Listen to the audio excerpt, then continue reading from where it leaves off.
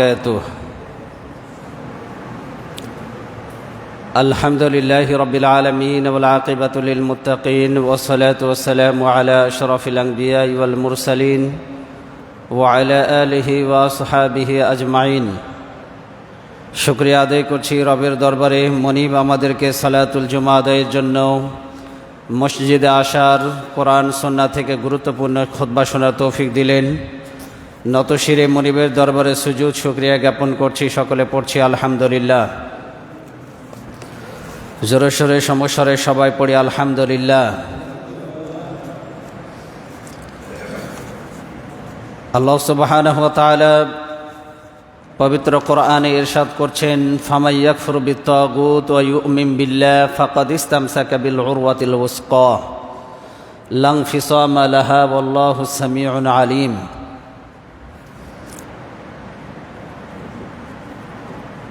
আমরা আজকে আলোচনা করব এই আয়াতের আলোকে বর্তমান সময়ে সমসাময়িক গুরুত্বপূর্ণ বিষয় নিয়ে। আমরা আজকে আলোচনা করব ভ্রান্ত হিজবুত তাওহীদের পরিচয় এবং তাদের ঐতিহাসিক গোড়াপত্তন। তো আসুন, বর্তমান সময়ে মুসলিম উম্মার মধ্যে বাংলাদেশে হিজবুত তাওহীদ নামক একটি সংগঠন তাদের কার্যক্রম পরিচালনা করছে। তারা মুসলিম উম্মার মধ্যে কী ধরনের বিভ্রান্তি এবং গোমরাহি ভ্রষ্টতা ছড়াচ্ছে, এই বিষয় নিয়ে আমরা আলোচনা করব। আল্লাহ যেন আমাদেরকে বিশুদ্ধ কথাগুলি তুলে ধরার তৌফিক দেন। এই উম্মার কল্যাণে আমরা যেন সঠিক কথাগুলি শুনে আমল করতে পারি। আল্লাহ যেন আমাদেরকে তৌফিক দেন, বলেন আমিন। আমরা প্রথমে দেখব বাইজিদ খান পন্নী কর্তৃক প্রতিষ্ঠিত হিজবুত তাওহীদ প্রতিষ্ঠার রহস্য। বাইজিদ খান পন্নী হিজবুত তাওহীদ কেন প্রতিষ্ঠা করেছিলেন? হিজবুত তাওহীদ স্বরূপ সন্ধানে তাদের লিখিত গ্রন্থের কিতাবের 23 নম্বর পৃষ্ঠায় এসেছে, জনাব বাইজিদ খান পন্নী নিজেকে জামানার ইমাম, ইসলাম সংস্কারের দাবি করেছেন। বর্তমান বিশ্বে ইসলাম যে প্রতিষ্ঠিত ইসলাম রয়েছে, এই ইসলামকে তিনি ভুল ব্যাখ্যা দিয়েছেন এবং তিনি বলেছেন তার আবিষ্কৃত ইসলামই হলো সঠিক ইসলাম। পন্নী ভক্তরাও বাইজিদ খান পন্নীকে তাদের ইমাম হিসাবে তারা আখ্যায়িত করে। তাকে তারা বলে হিজবুত তাওহীদের ইমাম, জামানার ইমাম, the leader of the time. বিভিন্ন ধরনের উপাধিতে তারা তাকে ভূষিত করেছে। হিজবুত তাওহীদের ইমাম, জামানার ইমাম, the leader of the town, এ ধরনের আরও বিভিন্ন উপাধিতে তারা ভূষিত করেছে। সর্বশেষ the leader of the time. এখানে আসো, তুমি এখানে আসো। এই উপাধিতে তারা ভূষিত করেছে। তো সচেতন হৃদয়ে এই বিষয়টি বারবার উকি দেয় যে প্রশ্নটি হলো, একজন বেকার শিকারী এবং তিনি ছিলেন হোমিওপ্যাথি পেশায় একজন চিকিৎসক। তো তার চিন্তা চেতনা এবং বিশ্বাস যুগ যুগ ধরে চলে আসা শতাব্দীর শ্রেষ্ঠতম প্রতিষ্ঠিত ধর্ম ইসলাম ধর্ম নতুন করে কেন ব্যাখ্যা বিশ্লেষণের প্রয়োজন হলো? তার কাছে কেন মনে হলো যে ইসলাম ধর্ম একটি বিকৃত প্রতিষ্ঠিত রূপ?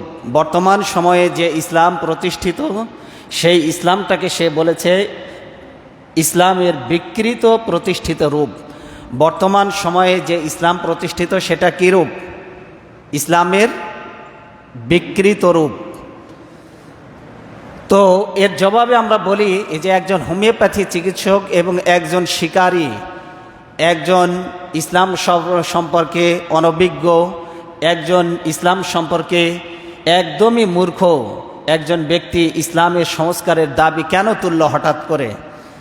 আর শত শত বছর ধরে প্রতিষ্ঠিত বিশ্বের সর্বশ্রেষ্ঠ ধর্ম ইসলাম ধর্ম কেন তার কাছে মনে হলো এটি একটি বিকৃত ধর্ম? আসুন এর জবাব আমরা খোঁজার চেষ্টা করি। এর জবাব হলো, এই যে বাইজিদ খান পন্নী, এটি কলকাতায় পড়াশোনা করেছেন। কোথায় বলুন তো? কলকাতায় পড়াশোনা করেছেন। সেই সময় স্বাধীনতা সংগ্রামের সময় মুসলমানদের মধ্যে বিভাজন সৃষ্টি করার জন্য ইংরেজদের পক্ষ থেকে নিয়োজিত ইসলামকে বিকৃতকারী, ভ্রান্ত, অভিশপ্ত এবং গোমরা মতবাদে বিশ্বাসী একজন ব্যক্তি। ইংরেজদের পক্ষ থেকে নিয়োগকৃত এই ব্যক্তি মুসলিম উম্মার মধ্যে বিভাজন, বিভক্তি, অনৈক্য সৃষ্টি করার জন্যই তাকে মূলত নিয়োগ দেওয়া হয়েছে। এবার আসুন, এই যে বাইজিদ খান পন্নী, বাংলাদেশে টাঙ্গাইলে যার বাড়ি, এই বাইজিদ খান পন্নী ইনি কার আদর্শে তিনি মুগ্ধ হয়েছেন, কার আদর্শে তিনি মুগ্ধ হয়ে এই আদর্শ তিনি বাংলাদেশে ছড়িয়ে দিচ্ছেন? আসুন আমরা একটু সেটা জানার চেষ্টা করি। ইনি মূলত ছিলেন বাইজিদ খান পন্নী, ইনি হলেন এনায়াতুল্লাহ মাশরিকির একজন ভক্ত। নাম কি বলুন তো? এনায়াতুল্লাহ মাশরিকি। ইনিকে মাশরিকির জীবনী এবং তাহারিকে খাকেসার আন্দোলনের তিনি প্রবক্তা। খাকেসার আন্দোলন, তাহারিকে খাকেসার নামক একটি আন্দোলন রয়েছে, সেই আন্দোলনের প্রবক্তা হলো এই এনায়াতুল্লাহ খান মাশরিকি। তো তিনি কি করেছেন? তার মেধা এবং মাথা পশ্চিমা ইংরেজদের কাছে সম্পূর্ণরূপে তিনি বিক্রি করে দিয়েছেন। ভারত উপমহাদেশে মুসলমানদের অন্তর থেকে ঈমান এবং ইসলামের প্রকৃত বিশ্বাস তিনি নির্মূল করে দিয়ে সেটাকে পশ্চিমাদের আদর্শ এবং পশ্চিমাদের গোলামে পরিণত করার জন্য তিনি এই আদর্শটাকে বাংলাদেশে প্রচার এবং প্রসার করছেন। কি তার আদর্শ? আসুন আমরা একটু জানার চেষ্টা করি এনায়াতুল্লাহ মাশরিকির আদর্শ কি। তিনি বেশ কিছু গ্রন্থ রচনা করেছেন, সেই সব গ্রন্থগুলিতে এনায়াতুল্লাহ মাশরিকির আকিদা সম্পর্কে তিনি সেখানে তুলে ধরেছেন। 1 নম্বর আকিদা, ভালো করে শুনুন। সেখানে তিনি বলছেন, আকায়েদ सारे से कोई चीज़ नहीं है, हर शख्स जो चाहे अकायद रखे उसके इस्लाम ईमान पर उसका कुछ असर नहीं। এটা বলা হয়েছে তাজকিরা উর্দু ভার্সনের 86 এবং 87 নম্বর পৃষ্ঠায়। তাজকিরা নামক একটি গ্রন্থ রয়েছে, কিতাব রয়েছে, এর 54 নম্বর পৃষ্ঠায় এ কথাটি বলা হয়েছে। তিনি কি বলছেন? আকায়েদ বা বিশ্বাসের তেমন কোনো গুরুত্ব নেই। ভালো করে বুঝুন, আকায়েদ বা বিশ্বাসের তেমন কোনো গুরুত্ব নেই। আকায়েদ এবং বিশ্বাস, ভালো করে বুঝুন, আকায়েদ বা বিশ্বাসের তেমন কোনো গুরুত্ব নেই। প্রত্যেক ব্যক্তি আপন ইচ্ছামতো বিশ্বাস স্থাপন ও আকিদা পোষণ করতে পারে, এতে ঈমান ও ইসলামের কোনো রকমের প্রভাব বিস্তার করবে না। আমার কথাগুলি খুব ভালো করে বুঝুন আপনারা। বলতেছে আকাইদ এবং বিশ্বাসের তেমন কোনো গুরুত্ব নেই। কি বলছে? প্রত্যেক ব্যক্তি আপন ইচ্ছা অনুযায়ী নিজস্ব বিশ্বাস এবং আকিদা পোষণ করতে পারে, এটি ঈমান ও ইসলামের উপরে কোনোরূপ প্রভাব বিস্তার করবে না। কিন্তু বিশুদ্ধ আকিদা ইসলাম কি বলে? নিজস্ব চিন্তা, চেতনা, ধ্যান, ধারণা অনুযায়ী কেউ যদি ইসলাম পালন করে, ইসলাম কি নিজস্ব ধ্যান, ধারণা, চিন্তা, মতবাদ অনুযায়ী কি ইসলাম পালন করা যায়? নাকি আল্লাহ এবং রসুল যেভাবে বলেছেন সেভাবে ইসলাম পালন করতে হবে? আল্লাহ এবং রসুল যেভাবে বলেছেন সেভাবে পালন করতে হবে। ভালো করে শুনুন, আমরা দলিল দিচ্ছি, একটি একটি করে দলিলগুলো শুনুন। ঈমান ও আকিদা হচ্ছে ইসলামের মূল ভিত্তি। বলুন তো, ঈমান ও আকিদা ইসলামের কি মূল ভিত্তি? আল্লাহ কোরআনে কারিমে বলছেন, ফামান ইয়াকফুর বিত্তাগুত ওয়া ইউমিন বিল্লাহ ফাকাদ ইসতামসাকা বিল উরওয়াতিল উসকা।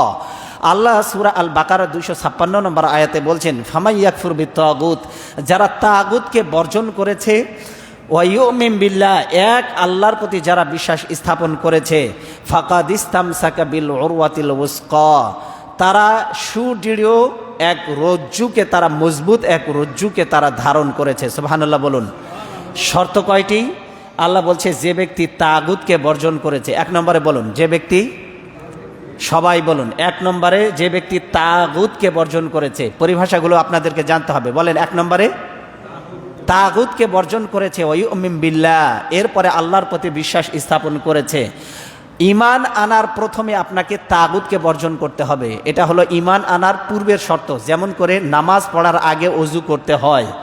নামাজ পড়ার আগে কি করতে হয়? নামাজ পড়ার আগে যেমন উজু করতে হয়, ঈমান আনার আগে, আল্লাহর প্রতি ঈমান আনার আগে তাগুতকে বর্জন করতে হয়। এখন বলবেন তাগুত কারা? ভালো করে শুনুন। 5 শ্রেণীর ব্যক্তি হলো তাগুত। কয় শ্রেণীর ব্যক্তি? একটু জবাব দেন, কথার জবাব দেন। কয় শ্রেণীর ব্যক্তি তাগুত? 5 শ্রেণীর ব্যক্তি তাগুত। 1 নম্বরে তাগুত কে? 1 নম্বরে হচ্ছে তাগুত হলো শয়তান। 1 নম্বরে কে? 1 নম্বরে হলো শয়তান। আল্লাহ কোরআনে কারিমের মধ্যে বলছেন, ইয়া বানি আদম আল্লাহ তা'বুদুশ শাইতান ইন্নাহু লাকুম আদুউম মুবিন। হে আদম সন্তান, ইয়া বানি আদম আল্লাহ তা'বুদুশ শাইতান, তোমরা শয়তানের ইবাদত করো না। কার ইবাদত করো না? শয়তানের ইবাদত করো না। আচ্ছা, শয়তানকে আপনারা চোখে দেখছেন কোনোদিন? তাহলে শয়তানের ইবাদত মানুষ করে কিভাবে? শয়তানের ইবাদত মানুষ করে আমাদের অন্তরগুলি 3 ভাগে বিভক্ত। বলেন কয় ভাগে বিভক্ত? আল্লাহ রাসূল সাল্লাল্লাহু আলাইহি ওয়াসাল্লাম হাদিসের মধ্যে বলেছে, শয়তান মানুষের রগ রিশায় প্রবেশ করে এবং সে তার অন্তরে গিয়ে কুমন্ত্রণা ঢেলে দেয়। এই জন্য মিং শাররিল ওয়াসওয়াসিল খান্নাস বলা হয়েছে, অন্তরে কুমন্ত্রণা দাতার আশ্রয় থেকে আমি তোমার কাছে আশ্রয় প্রার্থনা করি। আল্লাহর কাছে আমরা বলি না? 1 নম্বরে শয়তান সরাসরি অন্তরে কুমন্ত্রণা দেয়। আর মানুষের অন্তর 3 ধরনের। কয় ধরনের? একটা হলো নফসে আম্মারা। বলেন 1 নম্বরে, বলেন সবাই বলেন 1 নম্বরে নফসে আম্মারা, যে মানুষকে খারাপ কাজের কুমন্ত্রণা দেয়, এটার নাম হলো নফসে আম্মারা। যেটা অমা উবারি ও নাফসি ইন্না নাফসা লাআম্মারাতুম বিসু। কোরআনে কারিমে আল্লাহ বলছেন, নফসে আম্মারার একমাত্র কাজ হলো সে মানুষকে খারাপ কাজের দিকে সে ধাপিত করে। কোন কাজের দিকে? খারাপ কাজের দিকে। মদের দিকে ধাপিত করে, জুয়ার দিকে ধাপিত করে, জেনার দিকে ধাপিত করে। সুদ, ঘুষ, জেনা, ব্যভিচার, হত্যা, ধর্ষণ, খুন, গুম, অপহরণ, ছিনতাই, রাহাজানি, মানুষের জায়গা জমি আত্মসাৎ করা, সব কিছুর মূলে হলো নফসে আম্মারা। বলেন কোন নফস? সবাই বলেন কোন নফস? একটা জোরে জবাব দেন। নফসের নাম কি? এই নফস শয়তানকেও শয়তান বানিয়েছে। শয়তানকে কে শয়তান বানিয়েছে যদি প্রশ্ন করা হয়, উত্তর কি হবে? নফসে আম্মারা। বলেন কে বানিয়েছে? নফসে আম্মারা শয়তানকেও শয়তান বানিয়েছে। সে সবসময় খারাপ কাজের কুমন্ত্রণা দেয়। এই জন্য 1 নম্বরে তাগুত হলো শয়তান। এই জন্য একজন মুমিন সে শয়তানের সাথে সমস্ত সম্পর্ক ছিন্ন করবে। এটা হলো 1 নম্বরে ঈমানদার হওয়ার জন্য শর্ত। 1 নম্বরে শর্ত কি? বলেন তাগুতকে বর্জন করবে। আর তাগুতের 1 নম্বরে তাগুত হলো শয়তান, ইবলিস। 1 নম্বরে তাগুত কে? বলেন শয়তান। 2 নম্বরে হচ্ছে আল্লাহ বিরোধী, আল্লাহর আইন বিরোধী অত্যাচারী শাসক। 1 নম্বর বলেছি শয়তান। 2 নম্বরে হলো আল্লাহর আইন বিরোধী অত্যাচারী শাসক। কথার জবাব দেন, সবাই জবাব দেন। 2 নম্বরে আল্লাহর আইন বিরোধী অত্যাচারী শাসক, এটা হলো 2 নম্বরে তাগুত। আল্লাহ কি বলছেন দেখুন। আল্লাহর আইন বিরোধী অনেকে আছে, আল্লাহর আইনের কথা শুনলে বলে এটা হলো অসভ্য আইন, এটা হলো বর্বর আইন, এটা হলো মধ্যযুগীয় আইন। বলে না? চোরের হাত কাটা আইনের কথা শুনলে বলে মধ্যযুগীয় আইন। জেনা, ব্যভিচার, মদের শাস্তি যদি দেওয়া হয় তাহলে এটাকে বলা হয় মধ্যযুগীয় বর্বরতা। যদি জেনার শাস্তি যদি দেওয়া হয়, হদ যদি জারি করা হয়, তাহলে জেনার শাস্তি কি? পাথর মেরে হত্যা করা। সে বলবে মধ্যযুগীয় বর্বর আইন। যদি চোরের হাত কেটে দেওয়া হয় কোরআনের আইন অনুযায়ী, আছে না কোরআন শরীফে? ওয়াসারিকু ওয়াসারিকাতু ফাকতাউ আইদিয়াহুমা জাযাআন বিমা কাসাবা নাকালাম মিনাল্লাহ। চোর পুরুষ হোক আর চোর চুন্নি নারী হোক, উভয়ের হাত কেটে দাও। কার কথা এটা? বলেন কার কথা? চোর পুরুষ হোক অথবা চুন্নি নারী হোক, উভয়ের হাত কি করো? কার আইন এটা? আল্লাহর আইন। এই আল্লাহর আইন শুনলে অসভ্য আইন, বর্বর আইন, মধ্যযুগীয় আইন, বর্তমান যুগে এই আইন চলে না, এইরকমের কথা বলার লোক আছে না নাই? বলেন আছে না নাই? তাহলে যারা নিজেরাই চোর, তারা কি চোরের বিরুদ্ধে হাত কাটা আইন পাশ করবে? কারণ তারা জানে চোরের বিরুদ্ধে মানে চোরের হাত কাটা আইন যদি পাশ হয় তাহলে বিসমিল্লাহ হবে ওদের নিজেদেরকে দিয়ে। বলেন ঠিক কিনা? বিসমিল্লাহ হবে কাদেরকে দিয়ে? যারা আইন প্রণয়ন করবে তাদেরকে দিয়েই। এই জন্য যারা নিজেরাই চুরিতে অভ্যস্ত তারা কখনো চুরির হাত কাটা আইন পাশ করবে না। যারা নিজেরাই জেনার সাথে জড়িত তারা কখনো জেনার আইন পাশ করবে না, জেনার বিরুদ্ধে আইন পাশ করবে না। যারা নিজেরাই মদ পানে অভ্যস্ত তারা কখনো মাদক বিরোধী আইন পাশ করবে না। ঠিক কিনা বলেন? কথা বলেন ঠিক কিনা? তাহলে আল্লাহ বিরোধী অত্যাচারী শাসক হলো 2 নম্বরে তাগুত, যারা নিজেরাও আল্লাহর আইন মানে না, অন্য কেউ আল্লাহর আইন মানতে দেয় না। যারা নিজেরা আল্লাহর আইন মানে না, অন্য কেউ আল্লাহর আইন মানতে দেয় না, এরকমের শাসক আছে না নেই? নবীজি সাল্লাল্লাহু আলাইহি ওয়াসাল্লাম বলেছেন 3 অবস্থায় দুনিয়াতে বেঁচে থাকা তোমাদের জন্য উত্তম। কয় অবস্থায়? আরে ভাই কথার জবাব দেন না কেন, একটু জোরে জবাব দেন। 3 অবস্থায় বেঁচে থাকা উত্তম। বলেন কয় অবস্থায়? 3 অবস্থায়। 1 নম্বরে হলো যদি তোমাদের শাসক যদি হয় সমাজের সবচেয়ে ভালো মানুষ। 1 নম্বরে সমাজের সবচেয়ে ভালো মানুষ যদি শাসক হয়। 2 নম্বরে কি? 2 নম্বরে নবীজি সাল্লাল্লাহু আলাইহি ওয়াসাল্লাম বলছেন ধনীরা যদি দাতা হয়। ধনীরা যদি কি হয়? দাতা হয়। আর তোমাদের সব কাজগুলি যদি পরামর্শ ভিত্তিক হয় তাহলে পৃথিবীতে বেঁচে থাকা তোমাদের জন্য উত্তম, পৃথিবীটা জান্নাত হয়ে যাবে। সুবহানাল্লাহ বলেন। কিন্তু যদি এর বিপরীত দেখো, সমাজের সবচেয়ে খারাপ মানুষ যদি নেতা হয়, নবীজি বলছেন সমাজের সবচেয়ে খারাপ মানুষ যদি নেতা হয়। 2 নম্বরে নবীজি সাল্লাল্লাহু আলাইহি ওয়াসাল্লাম বলছেন সমস্ত ধনীরা যদি কৃপণ হয়ে যায়, ধনীরা যদি কি হয়? কৃপণ হয়। আর 3 নম্বরে বলছেন সব কাজে যদি তোমরা নারীদেরকে আগায় দাও, সব কাজে নারীরা আগে আর তোমরা পিছনে, পুরুষরা পিছনে নারীরা আগে, নবীজি বলছেন ওই পৃথিবীতে বেঁচে থাকার চাইতে মরে যাওয়া তোমাদের জন্য অনেক উত্তম। কারণ ওই পৃথিবী থাকবে না, বসবাসের উপযোগী থাকবে না, ওইটা নরক হয়ে যাবে, ওইটা জাহান্নাম হয়ে যাবে। সব কাজে যারা নারীদেরকে আগে দেয়, কারণ আল্লাহ সৃষ্টিগতভাবে জ্ঞানের বুদ্ধির সীমাবদ্ধতা দিয়ে আল্লাহ তাদেরকে তৈরি করেছেন। কথা বলেন ঠিক কিনা? এই জন্য আল্লাহ বলছেন সব কাজ পরামর্শ ভিত্তিক করো, সবচেয়ে ভালো মানুষদেরকে নেতা বানাও, আর নারীদেরকে তোমরা পরামর্শে অংশগ্রহণ করো, কিন্তু মূল দায়িত্বে পুরুষরা যেন অর্গানাইজার হিসাবে মেন স্ট্রিম দায়িত্বে যেন অবশ্যই পুরুষেরা থাকে। তাহলে আল্লাহ বলছেন সেটাকে আমি কল্যাণ দিয়ে ভরিয়ে দেব। সুবহানাল্লাহ বলেন। তাহলে 2 নম্বরে তাগুত হলো আল্লাহর আইন বিরোধী অত্যাচারী শাসক। এরপরে 3 নম্বরে তাগুত কারা? 3 নম্বরে তাগুত, ভালো করে শুনুন, 3 নম্বরে তাগুত হলো জাদুকর। 2 নম্বরে কাদেরকে বলেছি? আল্লাহর আইন বিরোধী অত্যাচারী শাসক। তারা সব কিছু পছন্দ করবে কিন্তু আল্লাহর আইন পছন্দ করবে না। ওরা নামাজ পছন্দ করবে, ওরা রোজা পছন্দ করবে, হজ পছন্দ করবে, জাকাত পছন্দ করবে, কিন্তু চোরের হাত কাটা আইন পছন্দ করবে না, মদের আইন পছন্দ করবে না, জুয়ার আইন পছন্দ করবে না, জেনার আইন পছন্দ করবে না। কথা বলেন ঠিক কিনা? কথা বলেন ঠিক কিনা? নামাজ পড়তে কোনো আপত্তি নাই, রোজা রাখতে কোনো আপত্তি নাই, জেনার আইন হলে আপত্তি, চোরের হাত কাটা আইন হলে আপত্তি, জেনার আইন, জুয়ার আইন হলে আপত্তি। এগুলি আইন, মদের বিরুদ্ধে আইন পাশ করবে না, আপত্তি। আল্লাহ বলছেন আলাম তারা ইলাল্লাযিনা ইয়াজউমুনা আন্নাহুম আমানু বিমা উনজিলা ইলাইকা ওয়া মা উনজিলা মিন ক্বাবলিক, তুমি কি ওই সমস্ত ব্যক্তিদেরকে দেখেছো? তারা তো বলে আমরা আল্লাহকে বিশ্বাস করি, পরকালকে বিশ্বাস করি, কিন্তু বিচার ফায়সালার ক্ষেত্রে তারা মানুষের তৈরি করা বিচারের কাছে যায়, আল্লাহর আইন দিয়ে বিচারের কাছে তারা যায় না। মানুষের তৈরি করা আইন পছন্দ, কিন্তু আল্লাহর আইন পছন্দ নয়। বলেন সৃষ্টিকার, বলেন চাঁদকার, সূর্যকার, আকাশকার, বাতাসকার, এই জমিনকার, মানুষগুলিকার? আলা লাহুল খালক ওয়াল আমর। আর আল্লাহ বলছেন সৃষ্টি যার, আইন চলবে তার। বলেন সৃষ্টি যার, কিন্তু সৃষ্টি যার, আইন কি তার চলে না আমরা নিজেরা বানিয়ে নিয়েছি? আল্লাহকে বললাম আল্লাহ মসজিদে তোমার আইন মানবো, সমাজে রাষ্ট্রে তোমার দরকার নেই। কি বললাম আল্লাহকে? মসজিদে তোমার আইন মানবো, সমাজে রাষ্ট্রে তোমার দরকার। আল্লাহ কি বলছেন? আলা লাহুল খালক ওয়াল আমর, সৃষ্টি যার, আইন চলবে তার। ইনিল হুকমু ইল্লা লিল্লাহ, আল্লাহ বলছেন হুকুম, ফায়সালা, ওয়ার্ডার একমাত্র আল্লাহর পক্ষ থেকে আসবে। সুতরাং সংবিধান একমাত্র দেওয়ার মালিককে বলেন, বলেন কার দেওয়ার অধিকার রয়েছে? আচ্ছা বলেন তো, বাংলাদেশে এ পর্যন্ত 17 বার সংবিধান অ্যামেন্ডমেন্ট হয়েছে, সংবিধান সংশোধন হয়েছে।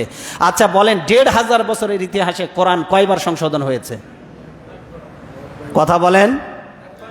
একবারও নয়। কিয়ামত পর্যন্ত কোরআন সংশোধনের কোনো প্রয়োজন দেখা দেবে কি? বলেন দেখা দেবে? কারণ সংবিধান প্রণয়ন করেছেন তিনি, যার কাছে দুর্বলতা বলে কোনো জিনিস নাই। কিয়ামত পর্যন্ত সকল সমস্যার সমাধান প্রত্যেক যুগে কোরআন নতুন নতুন সমাধান দিয়ে পৃথিবীর মানুষকে ধন্য করবে। কোরআন কখনো সংশোধনের প্রয়োজন দেখা দেবে না। কথা বলেন ঠিক কিনা? আল্লাহ কোরআনে কারিমে বলছেন, ফালা ওয়া রাব্বিকা লা ইউমিনুনা হাত্তা ইউহাক্কিমুকা ফীমা শাজারা বাইনাহুম। তোমার রবের কসম, যারা আল্লাহ এবং রসুলের দেওয়া বিচার ফায়সালা মেনে নেয় না, ওরা কখনো মুমিন নয়, ওরা মুমিন নয়, ওরা মুমিন নয়। তাহলে আল্লাহ যত বিধান দিয়েছেন সবগুলি চোখ বন্ধ করে মেনে নেওয়ার দরকার আছে না নাই? বলেন আছে না নাই? আল্লাহ কোরআনে বলছেন, ওমা কানা লিল মুমিনিন ওয়ালা মুমিনাতিন ইযা কাদাল্লাহু ওয়া রাসূলুহু আমরান আন ইয়াকুনা লাহুমুল খিয়ারাতু মিন আমরিহিম। আল্লাহ যে বিধান দিয়েছেন কোনো মুমিন নারী এবং পুরুষের জন্য এটা শোভনীয় নয় যে ঈমান আনার পরে আল্লাহ এবং রসুল যে বিধান দিয়েছেন সে বিধানের ব্যাপারে তারা দ্বিধা সংকোচ করবে, মনে অস্বস্তি রাখবে, মনে কষ্ট নেবে, কষ্ট নিয়ে মেনে নেবে। আল্লাহ বলছেন ওরা কখনো মুমিন নারী এবং পুরুষ হতে পারে না। আল্লাহর আইন মানতে হবে স্বতঃস্ফূর্তভাবে, মনে আনন্দ নিয়ে। আপনি আল্লাহর আইন মেনেছেন কিন্তু মনে কষ্ট নিয়ে। আল্লাহ যেহেতু বলেছে, না মেনে আর উপায় কি, যাক মনে কষ্ট হলেও মেনে নিতে হবে। এরকম যদি হয় ঈমান থাকবে? কথা বলেন, ঈমান থাকবে? আল্লাহর আইন মানবেন মনের আনন্দে, আল্লাহর আইন মেনে নেবেন স্বতঃস্ফূর্তভাবে। কিন্তু মন কালো করে যদি, মুখ কালো করে যদি, আর মন খারাপ করে যদি আপনি মেনে নেন, তাহলে আল্লাহ বলছেন ওটা কখনো মুমিন হতে পারে না। আল্লাহ যত বিধান দিয়েছেন সব স্বতঃস্ফূর্তভাবে মেনে নিতে হবে। তাহলে 2 নম্বরে তাগুত হলো আল্লাহর আইন প্রত্যাখ্যানকারী অত্যাচারী শাসক। 3 নম্বরে তাগুত, ঈমান আনার আগে তাগুতকে বর্জন করো। নবীজি আল্লাহ কোরআনে বলেছেন ঈমান আনার আগে তাগুতকে বর্জন করো। তার মানে 1 নম্বরে তাগুত শয়তান, শয়তানের সাথে যাবতীয় সম্পর্ক ছিন্ন করতে হবে।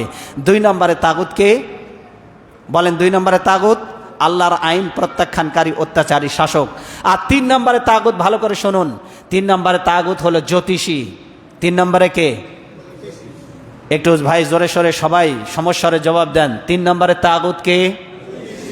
ঈমান আনার আগে, আল্লাহকে বিশ্বাস করার আগে এগুলি আপনাকে করে তারপরে আল্লাহর প্রতি ঈমান আনতে হবে।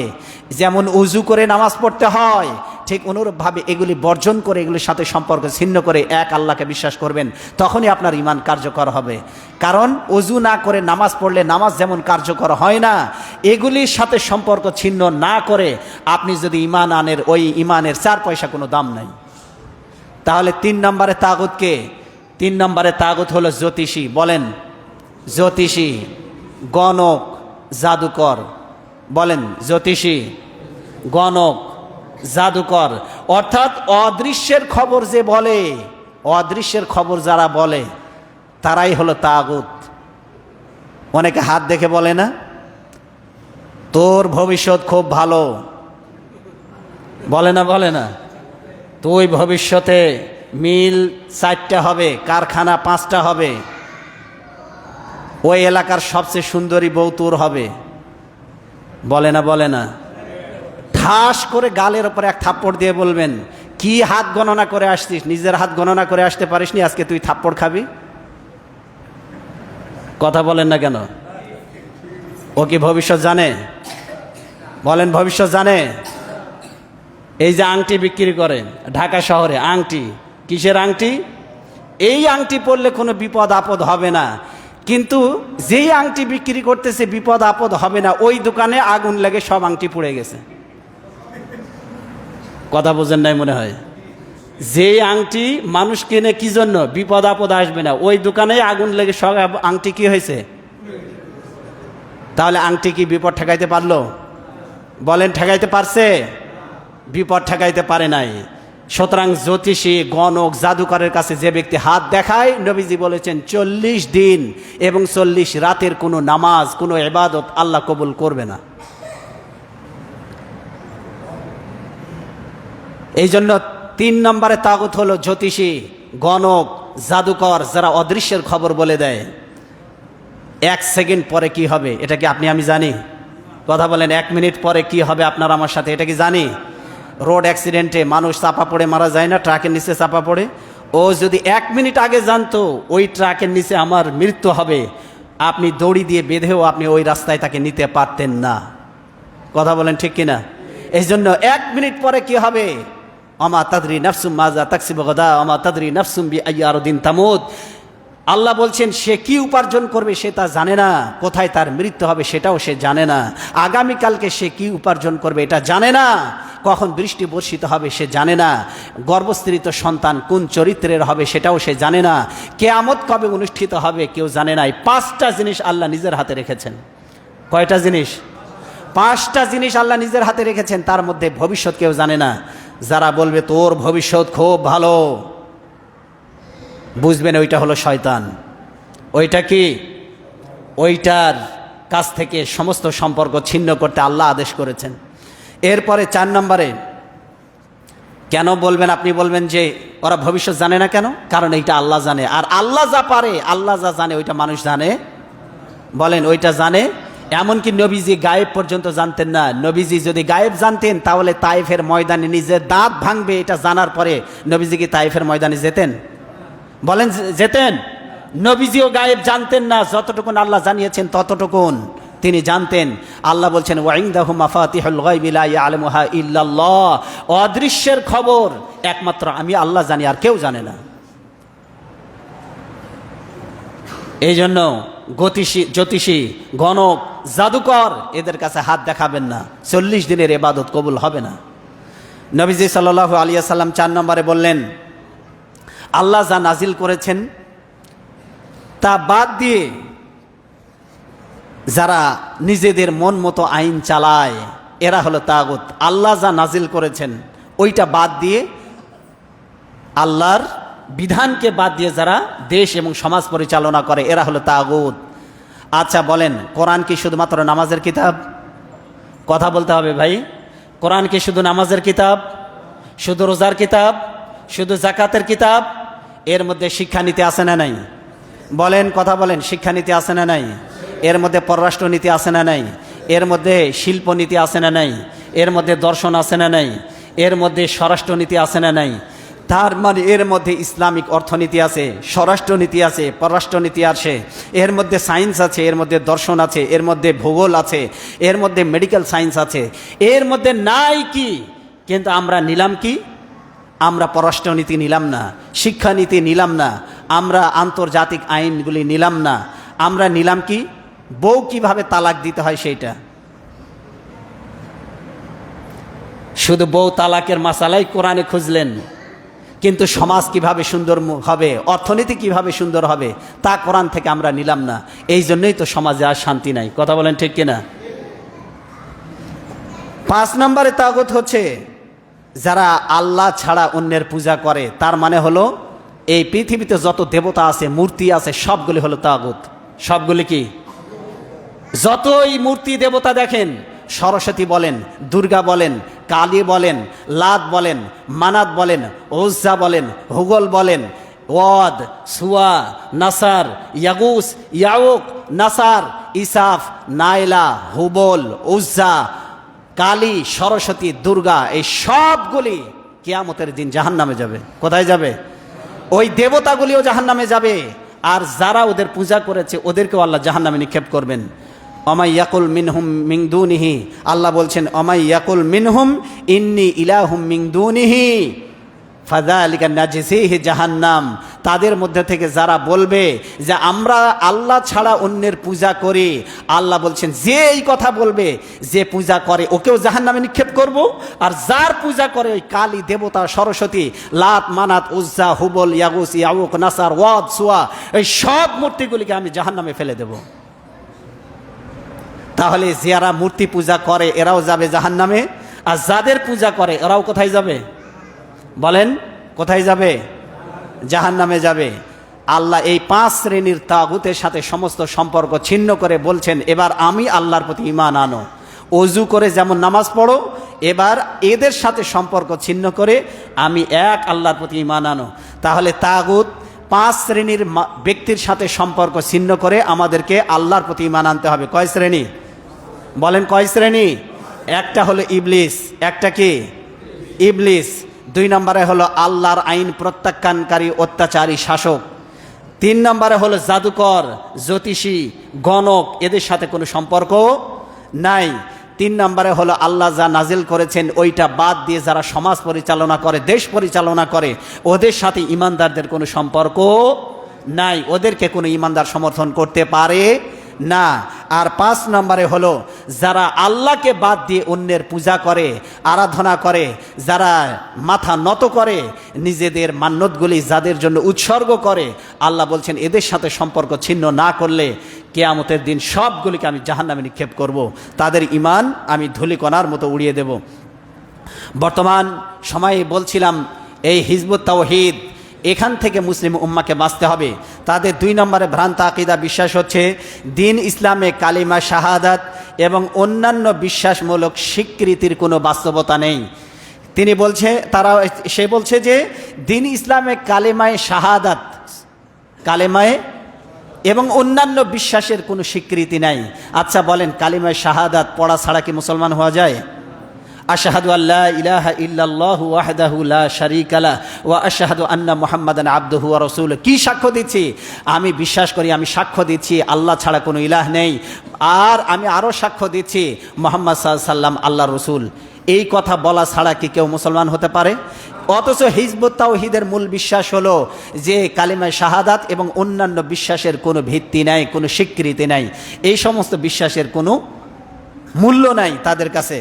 আল্লাহ কোরআনে নিজেই বলছেন ফাআলাম আন্নাহু লা ইলাহা ইল্লাল্লাহ, আল্লাহ বলছেন যে জেনে রাখো আল্লাহ ছাড়া কোনো ইলাহ নাই, উপাস্য নাই। আল্লাহ নিজেই বলছেন লা ইলাহা ইল্লাল্লাহ, আল্লাহর একত্ববাদের সাক্ষী আল্লাহ নিজেই দিচ্ছে, সুবহানাল্লাহ বলেন। এবং শাহিদাল্লাহু আন্নাহু লা ইলাহা ইল্লাল্লাহ, আল্লাহ বলছেন শাহিদ আল্লাহ, আল্লাহ নিজেই সাক্ষ্য দিচ্ছেন আল্লাহ হলো এক, সুবহানাল্লাহ বলেন। আপনি যদি না মানেন আল্লাহ এক, কি এসে যায়? আল্লাহ নিজেই বলছেন আমি আল্লাহ এক। বলেন লাউ কানা ফীহিমা আলিহাতুন ইল্লাল্লাহু লাফাসাদাতা, আল্লাহ বলছে একাধিক ইলাহ যদি এই জমিনে, এই আকাশে যদি থাকতো, আকাশে যদি একাধিক ইলাহ যদি থাকতো, তাহলে মারামারি লেগে, গন্ডগোল লেগে, কিলাকিলি, ঘুষাঘুষি, পিটাপিটি লেগে আকাশ জমিন ভেঙে চুরমার হয়ে যেত।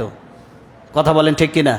আচ্ছা, বাংলাদেশে 2টা দল, 2টাই প্রধানমন্ত্রী, এরকম কি হলে দেশ চলবে? 2 জন প্রধানমন্ত্রী হলে দেশ কি ভালোভাবে চলবে না খারাপভাবে চলবে? বলেন, ভালোভাবে চলবে না খারাপভাবে? এক দেশে কোনো দিন 2 রাজা থাকে, ভালোভাবে চলবে না খারাপভাবে চলবে? এক দেশে যেমন 2 রাজা থাকে না, এক দেশে যেমন 2 প্রধানমন্ত্রী থাকে না, একটা প্রধানমন্ত্রী একটা বিরোধী দল, তাই 2 জনের মধ্যে সারাদিন সাপ আর বেজির মতো সম্পর্ক, ঠিক কিনা? আর যদি 2টাই প্রধানমন্ত্রী হয় তো সারাদিন কিলাকিলি করতে করতে ওদের দিন শেষ, রাত শেষ, জনগণ নিয়ে ভাবার টাইম নাই। কথা বলেন ঠিক কিনা? যদি আকাশ এবং জমিনে যদি আল্লাহ যদি 2 জন হতো, আল্লাহ নিজে বলছেন, তাহলে আকাশ জমিন সবগুলি ভেঙে তোমাদের মাথার উপরে পড়তো। কারণ একজন বলবে আমি রাত দেব, আর একজন বলবে না এখন দিন, বলবে না? বলবে না? একজন বলবে আমি এখন রোদ দেব, আর একজন বলবে না এখন বৃষ্টি হবে, বলবে না? বলবে না? বলবেন? বলবে না? বলবে না?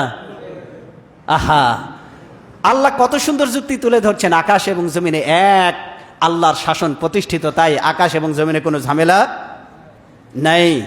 অথচ হিজবুত তাওহীদ তারা শেখাচ্ছে মানুষদেরকে কালেমায়ে শাহাদাতের কোনো ভিত্তি, কোনো বাস্তবতা নাকি নেই। আল্লাহ রসুল সাল্লাল্লাহু আলাইহি ওয়াসাল্লাম বলছেন উমিরতু আন উকাতিলান নাস হাত্তা ইয়াশহাদা আল্লা ইলাহা ইল্লাল্লাহ ওয়া আন্না মুহাম্মাদুর রাসূলুল্লাহ। নবীজির মতো এত শান্তশিষ্ট মানুষ, তিনি বলছেন আমি যুদ্ধ করতে প্রেরিত হয়েছি, আদিষ্ট হয়েছি যতক্ষণ মানুষেরা ঘোষণা না দেবে লা ইলাহা ইল্লাল্লাহ মুহাম্মাদুর রাসূলুল্লাহ, আল্লাহ এক এবং আমি নবী আল্লাহ রসুল, এ কথা সাক্ষ্য না দিলে আমি তার বিরুদ্ধে লড়াই চালিয়ে যাব। আপনি চিন্তা করতে পারেন কালেমায়ে শাহাদাতের কত মূল্য। কালেমায়ে শাহাদাত ছাড়া জান্নাত লাভ করা যাবে না। অথচ সেই কালেমায়ে শাহাদাতের কোনো ভিত্তি নেই বলে হিজবুত তাওহীদে তাদের প্রতিষ্ঠিত তাদের কিতাবের মধ্যে এটা বলা হয়েছে। কোথায় বলা হয়েছে সেটাও আমি আপনাদেরকে বলে দেই। তাদের তাজকিরা নামক একটি আরবি বই রয়েছে, গ্রন্থ রয়েছে এবং উর্দু ভার্সনও রয়েছে। সেটাতে 112 নম্বর পৃষ্ঠায় বলা হয়েছে এবং 54-67 নম্বর টিকায় এটি বলা হয়েছে। হিজবুত তাওহীদের 3 নম্বর ভ্রান্ত আকীদা এবং বিশ্বাস, তারা কি বলছে, নামাজ, রোজা, হজ, যাকাত এগুলি যেগুলো আছে সমাজে প্রতিষ্ঠিত, এগুলির কোনো ভিত্তি নেই। তাহলে কি সেগুলোর অন্তর্নিহিত উদ্দেশ্য রয়েছে? এগুলি নামাজ রোজা দ্বারা তাহলে কি উদ্দেশ্য? নামাজ রোজা হজ জাকাত দ্বারা নাকি উদ্দেশ্য হলো পৃথিবীতে নেতৃত্ব, কর্তৃত্ব আর ক্ষমতা। আমি মোটেও বানিয়ে বলছি না, তাজকিরা উর্দু ভার্সনের 93 থেকে 100 নম্বর পৃষ্ঠায় এটা বলা হয়েছে এবং আরবি ভার্সন, তাজকিরার যে আরবি ভার্সন তারা করেছে এটার 143 নম্বর পৃষ্ঠায় বলা হয়েছে যে নামাজ রোজা হজ জাকাতের আসলে কোনো ভিত্তি নাই। নামাজ রোজা হজ জাকাত বলতে রাষ্ট্রীয় ক্ষমতা, কর্তৃত্ব, নেতৃত্ব, এই 3টা জিনিসকে নাকি বোঝায়।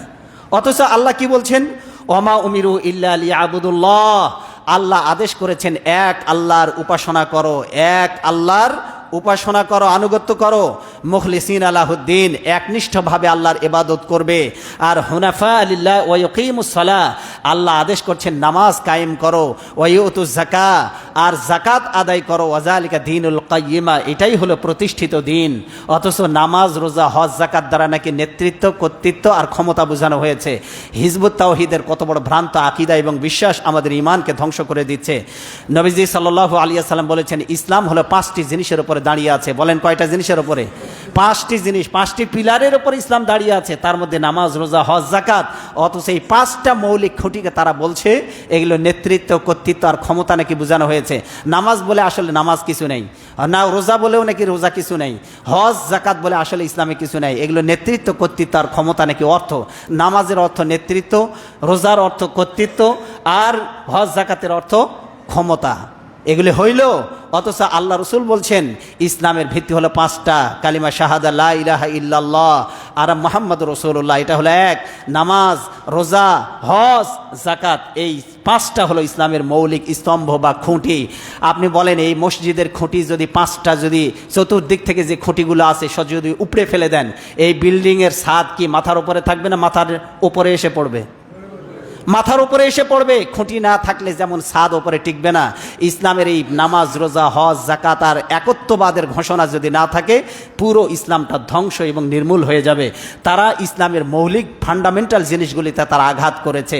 এই জন্য আমি মুসলিম ভাইদেরকে বলবো, আপনারা হিজবুত তাওহীদের এই সমস্ত কথাগুলি থেকে আপনারা এড়িয়ে চলবেন। ভ্রান্ত জিনিসগুলি শোনারও দরকার নাই। আমি বলি ওরা কি বলে এটা শুনতেও যায় না, কারণ আপনার সেই ক্ষমতা নাই, সেই ঈমান নাই যে ওদের ভ্রান্ত কথাগুলি আপনি মোকাবেলা করতে পারেন। আপনার কাছে সেই অস্ত্র নাই, এই জন্য আপনি শুনলে হয়তো গোমরাহ হয়ে যেতে পারেন। এই জন্য এই সমস্ত হিজবুত তাওহীদের কথাগুলি শুনবেনও না যদি আপনি আপনার ঈমানকে বাঁচাতে যান। আরও ভয়ঙ্কর কথা তারা বলছে। কি কথা বলছে? 4 নম্বর ভ্রান্ত আকীদা, যে ব্যক্তি রাজত্ব শক্তি অর্জনের লক্ষ্যে জিহাদ করবে না তার ঈমান ও ইসলাম বলতে কিছু নাই। কি বলতেছে? যে ব্যক্তি রাজত্ব ও শক্তি অর্জনের জন্য জিহাদ করবে না তার ঈমান ও ইসলাম বলতে কিছু নাই। আচ্ছা বলেন, ইসলামে জিহাদ কি মানুষ নেতৃত্ব, কর্তৃত্ব, ক্ষমতা লাভের জন্য করে না আল্লাহর জন্য করে? বলেন কার জন্য করে? কিয়ামতের দিন আল্লাহ ডেকে বলবেন, এই জিহাদ মুজাহিদ, জিহাদকারী ব্যক্তি এদিকে আসো। আল্লাহ বলবেন, আমি তোমাকে যে একটা জীবন দিয়েছিলাম কি করেছো আমার জন্য? সে বলবে, হে রব, আমি তো আমার মূল্যবান জীবনটাই তোমার রাস্তায় আমি বিলিয়ে দিয়েছি। কাফেরদের বিরুদ্ধে লড়াই করতে করতে তোমার দিন প্রতিষ্ঠার জন্য আমি আমার জীবনটাই দিয়ে দিয়েছি। আল্লাহ বলবেন, তুমি মিথ্যে কথা বলছো। তোমাকে বীর বিক্রম বলবে, তোমাকে বীর উত্তম বলবে, তোমাকে মানুষ বীর শ্রেষ্ঠ বলবে, মানুষ তোমাকে মুজাহিদ বলবে, মানুষ তোমাকে বীর বলবে। এই জন্য তুমি তোমার জীবন দিয়েছো, আমার সন্তুষ্টির জন্য তুমি জীবন দাওনি। আল্লাহ উপুড় করে জাহান্নামে নিক্ষেপ করবেন ওই জিহাদকারী ব্যক্তিকে। তাহলে জিহাদ করেও মানুষ জাহান্নামে যাবে কেন? তার নিয়তটা ছিল মানুষকে খুশি করার জন্য, মানুষ তাকে বীর বলবে এই জন্য, বাহাদুর বলবে, রাষ্ট্রীয় ভাতা পাবে এই জন্য। বলেন, আল্লাহর জন্য জিহাদ করা ছাড়া কেউ যদি নিজের বীরত্ব প্রদর্শনের জন্য জিহাদ করে কোথায় যাবে? অথচ হিজবুত তাওহীদের ইমাম সে শিখাচ্ছে রাজত্ব ও শক্তি অর্জনের জন্য যে ব্যক্তি জিহাদ করবে না তার ঈমান ও ইসলাম বলতে কিছুই নেই। নেতৃত্বের জন্য জিহাদ করলে কোথায় যাবে? রাষ্ট্রীয় ক্ষমতা লাভের জন্য কেউ যদি জিহাদ করে কোথায় যাবে? জিহাদ হতে হবে একমাত্র আল্লাহর জন্য। কার জন্য? জিহাদ 3 অবস্থায় ফরজ হয়। বলেন কয় অবস্থায় ফরজ হয়? ভাই একটু কথা বলেন। জিহাদ 3 অবস্থায় ফরজ হয়। বলেন কয় অবস্থায়? ইজা দাখালাল কুফফারু বালদাতাম মিন বিলাদিল মুসলিমিন, আল্লাহ না করুন এই মুসলিম ভূখণ্ডের মধ্যে বাংলাদেশে যদি কোনোদিন আমরা এমন এক শত্রু কর্তৃক প্রতিষ্ঠিত, যেই শত্রু গোটা পৃথিবীতে একমাত্র শত্রু রাষ্ট্র, যে রাষ্ট্র গোটা দেশটাকে কাঁটা তারের বেড়া দিয়ে ঘেরাও করে রেখেছে, এমন এক শত্রু কর্তৃক প্রতিষ্ঠিত এই বাংলাদেশ, মানে পরিবেষ্টিত হয়ে আছে বাংলাদেশ, সেটা বন্ধুত্বের প্রশ্নে উত্তীর্ণ নয়। এমন এক শত্রু কর্তৃক পরিবেষ্টিত বাংলাদেশ, যে ভোগে বিশ্বাসী ত্যাগে বিশ্বাসী নয়, তারা শুধু নিতে জানে, একতরফা দিতে জানে না। যারা স্বাধীন দেশের নাগরিকদেরকে হত্যা করে কাঁটা তারে বেড়ার সাথে ঝুলিয়ে রাখে, এরা কখনো মুসলমানদের বন্ধু হতে পারে না। কথা বলেন ঠিক কিনা? আল্লাহ না করুন কোনোদিন যদি এই হিন্দুরা, মালাউনরা, তারা তো বরাবর হুমকি দিয়ে যাচ্ছে বাংলাদেশকে, বাংলাদেশ দখল করবে, এবং তারা ষড়যন্ত্র শুরু করেছে। সর্বপ্রথম তারা রংপুর দখলের মধ্য দিয়ে বাংলাদেশ দখলের যাত্রা শুরু করবে, এবং এও ঘোষণা দেওয়া হচ্ছে তাদের হাতে যে পারমাণবিক বোমা রয়েছে সেটা নাকি বাংলাদেশকে মেরে ঠান্ডা করবে, দ্বিতীয় ফিলিস্তিন নাকি বাংলাদেশকে বানাবে। আমরা বলতে চাই, বাংলাদেশের দিকে চোখ তুলে কেউ যদি তাকায় তার চোখ উপড়ে ফেলা হবে ইনশাআল্লাহ। শহীদ তিতুমিরের বাঁশ হাতে নিয়ে এদেরকে পিটিয়ে ঠান্ডা করা হবে ইনশাআল্লাহ।